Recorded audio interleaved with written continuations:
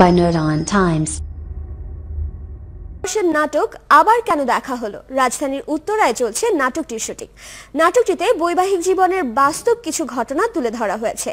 আকাশ রঞ্জনের রচনায় নাটকটির নির্দেশনা দিয়েছেন রবিউল হাসান সোহেল। নাটকটির কেন্দ্রীয় চরিত্রে অভিনয় করেছেন মৌসুমী হামিদ এবং সজল। রাশেদ আনিসের সাথে নাটকটি নিয়ে কথা বলেছেন নাটকের কলাকুশলীরা।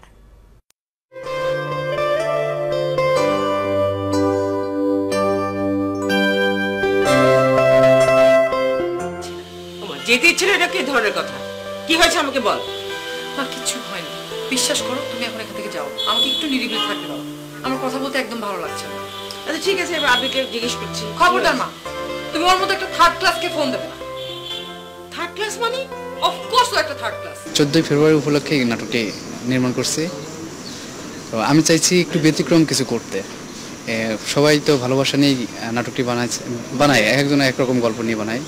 তো আমারটা একটু আলাদা রকম, যে জোর করে কোনো কিছু সম্ভব হয় না, তেমনই কনসেপ্ট নিয়ে নাটকটি। আরে ভাই, আপনি মন্ত্রী বললে তো হবে না, ও খুব জিদি গাতেরা, ও যা বলছে তাই করবে। স্যার আপনি এটা কি বলছেন স্যার?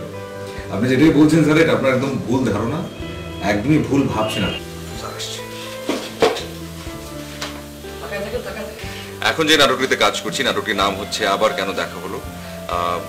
গল্পটি লিখেছেন আমার খুব প্রিয় আকাশ রঞ্জন। বেশ কিছু কাজ করা হয়েছে ওনার স্ক্রিপ্টে, আবারও কাজ করছি। ডলি জহুর আন্টি, আমি, মৌসুমী এবং সাথে আরেকজন নিউ কামার আছেন। তো সবাই মিলে আসলে চেষ্টা করছি কোনো না কোনোভাবে যাতে করে আপনাদেরকে ভালো কিছু দিতে পারি।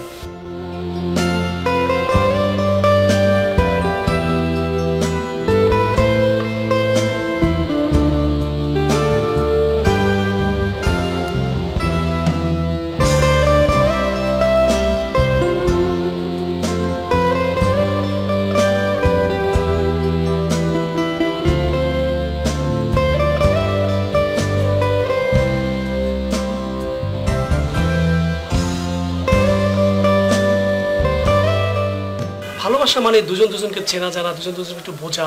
এই জিনিসটা যদি ভালোবাসার মাঝে থাকে, আমি মনে করি এই ভালোবাসা কখনো পরিসমাপ্তি ঘটে না, এই ভালোবাসার জয় সবসময় পায়। মা আমি গেলাম। বাহ, শাড়িতে কি সুন্দর লাগছে তোকে। থ্যাংক ইউ মা। তাতে দরজাটা লাগিয়ে দাও। এত তারা কিসে তোর? আবির নিচে দাঁড়িয়ে আছে মা।